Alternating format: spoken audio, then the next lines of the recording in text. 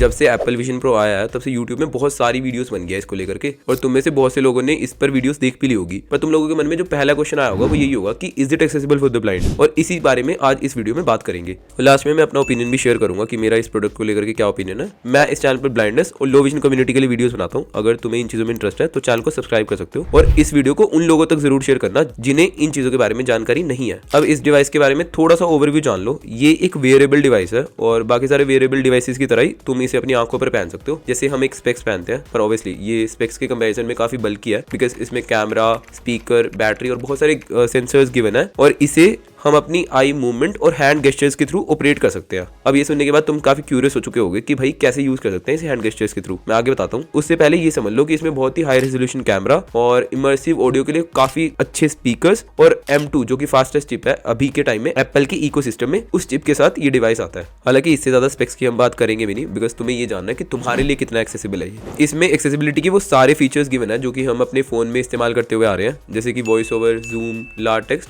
और pretty much everything जो कि तुम आईफोन में यूज करते हो। वो सारी चीज़ों का सपोर्ट तुम्हें एप्पल विजन प्रो में देखने को मिलेगा। अब ये सुनने के बाद तुम्हें लगेगा कि भाई बस ये तो फिर हमारे लिए एक्सेसिबल हुआ, पर इस चीज़ को ऐसे समझो कि जो वेरिएबल डिवाइसेस है उनका जो कोर पर्पस है वो यही होता है कि विजुअल चीज़ों को कैसे कैटर किया जाए, और जो वो विजुअल कम्युनिटी है उनको ध्यान में रख करके ही बनाए जाते हैं। तो इस वजह से जो हमारी कम्युनिटी है जो कि नॉन विजुअल कम्युनिटी है, हमारे लिए ये चीजें उतनी यूजफुल नहीं है at this point of time, because जो उसका कोर पर्पस है वो हमारी कम्युनिटी से मैच करता ही नहीं है। पर ऐसा नहीं है कि तुम इसे बिल्कुल भी इस्तेमाल नहीं कर सकते। इसमें काफी सारी चीजों को तुम एक्सेस कर सकते हो वॉइस ओवर के थ्रू, पर हमारे लिए बहुत सारी चीजें लिमिटेड है। हमारे लिए शायद ये उतना यूजफुल नहीं होगा, या फिर उतना हम इन चीजों को एंजॉय नहीं कर पाएंगे इन कंपैरिजन टू उस इंसान के जिसे पूरा दिखाई देता है। हालांकि जो लो विजन यूजर्स है उनके लिए मैं काफी पोटेंशियल देखता हूँ, and I think they can actually make most out of it. हालांकि 1 महीने पहले ही ये डिवाइस आया, तो इस वजह से बहुत सारे ऐप्स का सपोर्ट इसमें अभी नहीं मिलता। हालांकि इनविजन AI और बी माई आईज जैसे जो ऐप्स है उसे तुम डाउनलोड कर सकते हो ऐप स्टोर के थ्रू, पर अभी भी बहुत से ऐप्स कंपैटिबल नहीं है अच्छे से, क्योंकि ये इनिशियल फेज में है। तो बहुत सारे ऐप्स का इंटीग्रेशन अभी होना बाकी है। और this is for my totally blind friends. जब तुम वेरिएबल को लगा लेते हो तो तुम्हारे सामने एक स्क्रीन आती है, और जहां पर भी तुम मूव करोगे वहां पर तुम अलग अलग विंडो को ओपन कर सकते हो, जैसे हम पीसी में ओपन करते हैं। तुम इसे ऐसे समझो कि तुम मल्टीपल विंडो को ओपन कर रहे हो अपने लेफ्ट में, राइट में या तुम्हारे सामने, और उन सारी विंडोज को तुम एक्सेस कर सकते हो वॉइस ओवर के थ्रू, और इन विंडोज को जंप भी कर सकते हो एक विंडो से दूसरी विंडो को।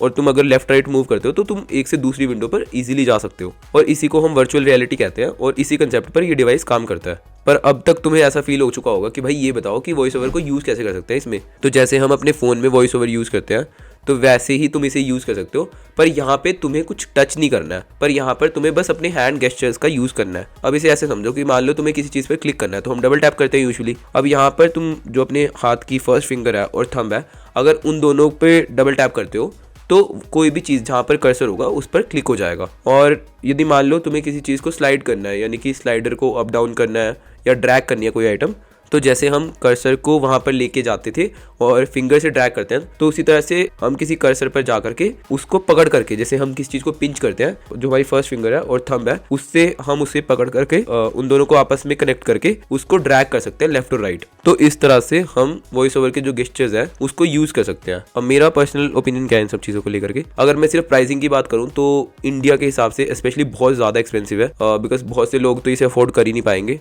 ये सब सुनने के बाद ही तुम लोगों को लग रहा होगा कि अगर इतना ही एक्सपेंसिव है तो इसके बारे में बात करने का क्या ही पॉइंट बनता है। पर ये बात तुम्हें भी पता है कि जब स्टार्टिंग में फोन या फिर लैपटॉप आए थे तो वो कितने एक्सपेंसिव हुआ करते थे, और आज के टाइम में स्पेशली ब्लाइंड और लो विजन कम्युनिटी के लिए फोन या लैपटॉप कितने इंपॉर्टेंट है, खैर ये मुझे ज्यादा बताने की जरूरत तो तुम्हें है नहीं। तो क्योंकि ये फर्स्ट जनरेशन है और जैसे जैसे इसकी नई जनरेशन आएगी और इसकी डिमांड बढ़ेगी तो आने वाले टाइम में प्राइस भी इसका कम होगा। और खैर अगर मैं इस चीज के बारे में बात करूं कि अभी ही ये हमारे लिए उतना एक्सेसिबल नहीं है, तो आने वाले टाइम में कितना एक्सेसिबल होगा। तो मैं पर्सनली लो विजन कम्युनिटी के लिए मैं बहुत ज्यादा पोटेंशियल देखता हूँ, और स्पेशली जिनको 20-30% से ज्यादा दिखता है वो मुझे लगता है इसका काफी यूज कर पाएंगे। और स्पेशली जो टोटली ब्लाइंड यूजर्स हैं, आई थिंक उन्हें अभी तो बिल्कुल भी कंसीडर नहीं करना चाहिए इसको परचेज करने का, और आने वाले टाइम में जब इसकी न्यू जनरेशन आती है और जब ये थोड़ा और बेहतर होता है तब इसको कंसीडर करने के बारे में सोचा जा सकता है। But at this point of time I would say low vision और ब्लाइंड दोनों ही कम्युनिटी के लिए उतना यूजफुल नहीं है, और लो विजन में भी अगर तुम्हें काफी दिखता है तो तुम इसका काफी यूज कर पाओगे और काफी हेल्प भी कर सकता है तुम्हारी। पर हाँ, तुम मेरी हेल्प जरूर कर सकते हो चैनल को सब्सक्राइब करके।